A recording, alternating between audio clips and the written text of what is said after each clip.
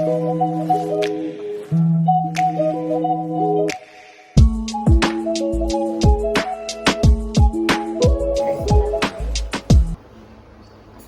warahmatullahi wabarakatuh. Waalaikumsalam warahmatullahi wabarakatuh.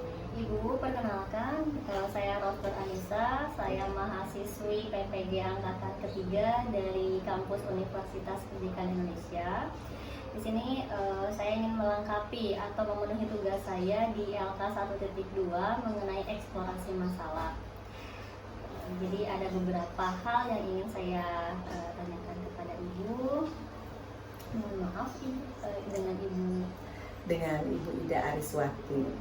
Jabatannya Kebetulan di sini saya ditugaskan sebagai Wakasek bidang kurikulum. mohon bantuannya Ibu.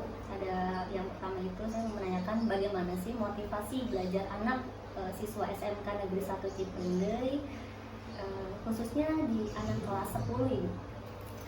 Baik, kalau motivasi untuk siswa kami di SMK Negeri 1 Cipendei ini, motivasi belajarnya kalau dievaluasi itu secara keseluruhan itu mungkin rata-rata masih belum baik, terutama setelah adanya learning loss learning ya. Setelah adanya loss learning itu, jadi motivasi untuk mereka belajar itu berkurang. Kemudian apa motivasi belajar itu dapat mempengaruhi ke hasil belajarnya, Bu? Oh, tentunya sangat-sangat mempengaruhi, karena walau bagaimanapun ketika hasil belajar itu baik atau tidaknya itu sangat dipengaruhi dari motivasi belajar siswa itu sendiri.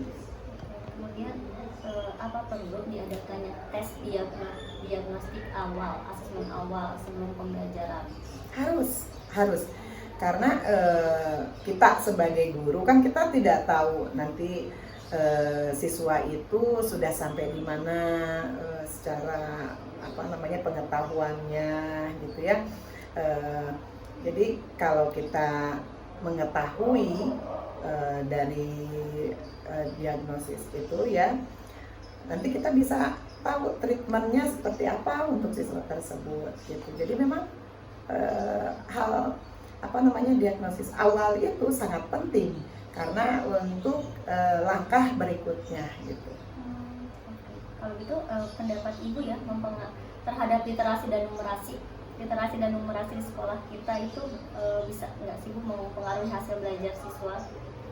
Sangat, karena literasi numerasi itu merupakan satu bagian dari kehidupan gitu ya. Literasi numerasi itu bukan hanya kaitannya dengan membaca atau dengan angka gitu, tapi literasi itu lebih ke bagaimana siswa kita bisa memahami suatu teks, bisa memahami suatu konteks gitu ya. Itu dari literasi. Lalu numerasi juga bagaimana ketika siswa itu bisa menjalankan hidupnya dengan menggunakan angka-angka yang memang itu diperlukan dalam kehidupannya. Otomatis literasi numerasi itu sangat erat kaitannya dengan pembelajaran, apalagi dengan tadi motivasi ya. Motivasi yang Ibu tanyakan awal, bahwa bagaimana siswa tersebut literasi numerasi itu apakah mempengaruhi terhadap motivasi siswa. Sangat mempengaruhi, karena dari literasi dan numerasi itu adalah poin bagaimana siswa bisa melaksanakan pembelajaran dengan materi-materi bidang-bidang ajarnya. Kemudian kenapa sih Bu siswa itu cenderung sulit memahami materi yang disampaikan oleh guru? Sulit untuk memahami materi itu ya karena daya motivasi dari dirinya itu yang kurang. Jadi akhirnya bagaimana dia bisa memahami materi tersebut kalau dia sendiri tidak mempunyai secara internal ya, tidak mempunyai motivasi untuk ingin tahu, ingin bisa gitu ya. Akhirnya ya itu untuk memahami materi itu sangat sulit. Makanya tadi adanya diagnosa awal itu untuk kita mengetahui sebagai guru tindakannya seperti apa. Karena nih siswa ini misalnya lemahnya, kalau kita dibuat grade gitu ya, angka 1, 2, 3 gitu ya, oh dia masih di angka 2, nah berarti kita treatmentnya bagaimana gitu. Itu jadi ada kaitannya dengan diagnosa awal, dengan motivasi, dengan treatment yang akan kita lakukan yang kaitannya dengan ya supaya ada antusias dari siswanya, itu yang kaitannya dengan apa kita nanti metode pembelajaran seperti apa yang sesuai. Sekarang mengenai metode atau media pembelajaran yang bisa diterapkan ke anak, itu bisa nggak sih Bu mempengaruhi ke hasil belajarnya? Sangat, kan tadi sudah disampaikan bahwa metode pembelajaran itu ketika orang yang tepat, waktu yang tepat, dan metode yang tepat. Nah, dari diagnosa itu kan kita bisa mengetahui nih ya. Pertama, diagnosa dari kita menggunakan pembelajaran berdiferensiasi. Kita berpihak kepada siswa, dari satu kelas itu siswa dengan berbeda-beda cara belajar. Ada auditory, ada visual, ada kinestetik. Nah, dari situ kita sudah menelusuri, oh ini si A kinestetik, berarti treatmentnya atau kita akan menggunakan metodenya, dia akan lebih cepat menangkap apabila misalnya dengan kinestetik gitu ya. Nah, metode apa yang cocok yang bisa masuk ke kinestetik. Jadi sangat-sangat mempengaruhi metode itu kepada hasil gitu. Kalau kita memberikan treatment salah, waktu salah, metode salah, ya itu tadi. Jadi hasilnya tidak akan memuaskan. Selain media, metode, menurut Ibu apakah daya dukung orang tua bisa mempengaruhi hasil belajar siswa? Jelas, daya dukung, karena dalam belajar itu ada dua motivasi ya, motivasi eksternal dan motivasi internal. Internal yang tadi motivasi dari diri sendiri, ingin tahu, ingin mau belajar gitu ya, dengan kesadaran bahwa oh saya ini perlu untuk belajar, itu motivasi dari internal atau intrinsik. Lalu ada lagi motivasi eksternal. Motivasi eksternal itu diantaranya lingkungan sekitar siswa, baik itu guru, baik itu lingkungan teman-temannya sekolah, termasuk lingkungan keluarga. Jadi keluarga itu sangat-sangat berperan aktif, sama seperti guru sebetulnya. Peran orang tua itu sama seperti guru, hanya bedanya kalau guru itu masuk ke poin materi ajarnya gitu. Tapi motivasi dari orang tua untuk memberikan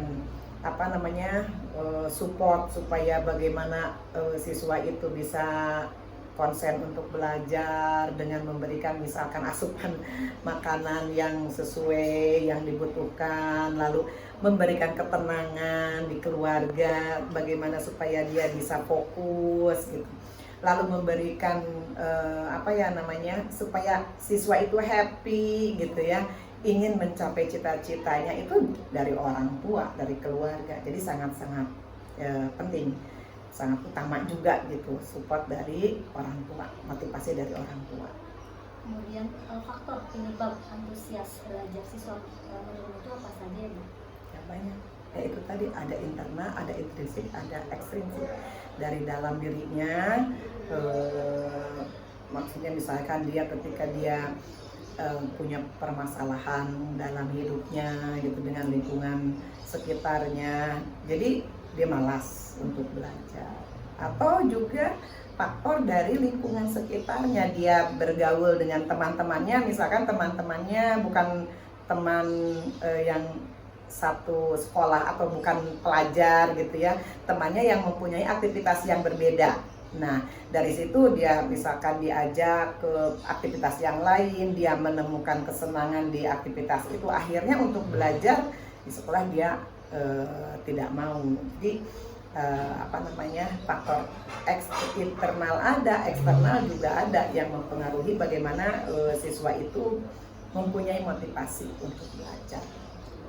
Sekarang mengenai soal hoax ya Bu, bagaimana sih meningkatkan kemampuan anak dalam mengerjakan soal hoax? Nah, itu salah satunya mungkin pertama dari banyak latihan juga. Jadi guru juga ketika memberikan pembelajaran atau ada tes gitu ya, berikanlah sesering mungkin soal-soal hoax itu. Jadi biar siswa itu terbiasa, karena kan ada peribahasa bisa karena biasa. Kalau sering gitu kita treatment seperti itu diulang, insya Allah siswa akan terbiasa dengan soal-soal hoax. Ini dari sekian banyak banget permasalahannya ya Bu yang barusan saya tanyakan kepada Ibu. Menurut Ibu, solusi yang terbaik buat meningkatkan hasil belajar anak khususnya di SMK Negeri 1 Ciwidey itu apa ya Bu? Adanya kerjasama dari semua aspek ya, baik itu dari misalkan taruhlah kalau di sekolah dulu ya, dari sekolah guru-gurunya, semua guru mempunyai visi yang sama, cara bagaimana memperlakukan siswa, cara bagaimana menyampaikan materi dengan berbagai metode gitu dan lingkungan teman-temannya. Lalu selain dari lingkungan sekolah, yang tadi itu lingkungan keluarga. Jadi semua kita harus satu visi, orang tua dengan sekolah sama gitu. Orang tua ada komunikasi antara sekolah dengan orang tua itu. Bagaimana orang tua itu bertanya ke sekolah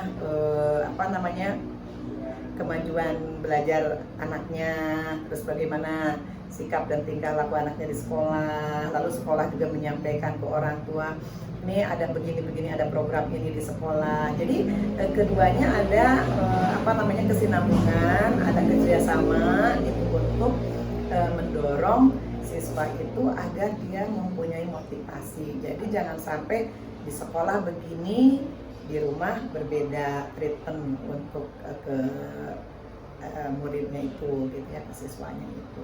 Jadi kalau kita semua sama-sama mempunyai satu tujuan yang sama, treatmentnya juga sama, itu insya Allah jadi semuanya mendukung, semuanya jadi kondusif. Tapi kalau misalnya salah satu sekolah saja, itu juga agak kesulitan, karena kan sebagian waktu dari siswa kita itu kan juga dengan keluarganya dan juga dengan lingkungan sosialnya, di lingkungan masyarakatnya. Jadi masyarakat harus mendukung, masyarakat sekitar sekolah gitu ya, bagaimana masyarakat itu mendukung pada pembelajaran sekolah. Kalau misalkan contohnya ya, gimana sih dukungan masyarakat gitu terhadap pembelajaran di sekolah atau supaya kondusif gitu di sekolah itu. Contohnya misalkan ketika ada anak yang kesiangan, anak yang nongkrong yang waktunya sudah mau dekat ke masuk gitu, diingatkan gitu. Jadi peduli masyarakat itu. Jadi si anak itu di mana-mana ada yang mengawasi. Kan kalau misalkan kita semuanya sangat perhatian kepada anak tersebut, perhatian yang sama, insya Allah jadi si anak itu merasa dikondisikan gitu ya, terbentuk gitu ya, terkondisikan, akhirnya ya fokus dan ada motivasi untuk belajar. Jadi tidak ada waktu dia untuk lebih nyaman di luar, lebih nyaman karena nggak ada yang ngasih tahu gitu ya, nggak ada yang mengingatkan lah pada siswanya gitu. Terima kasih Ibu atas waktunya. Sama-sama, mudah-mudahan berhasil ya. Amin.